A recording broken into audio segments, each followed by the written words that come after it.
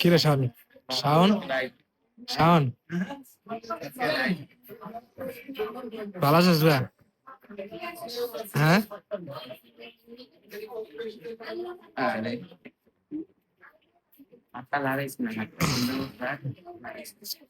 এই যে আমরা এখন সুস্থ আছি আলহামদুলিল্লাহ।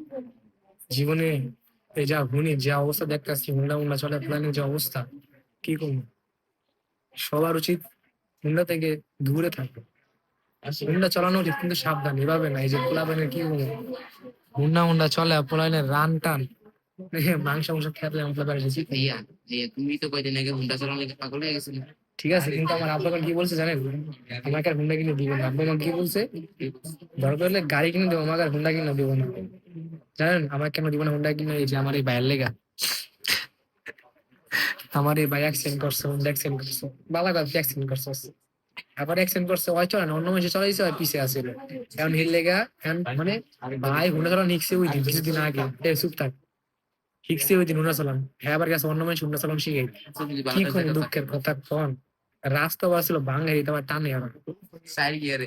আবার সাইড গেড়ে দিয়ে হুন্ডা টানে। ওই হুন্ডা ছিল পুন্ডারে, কি নাম? ইয়ামা।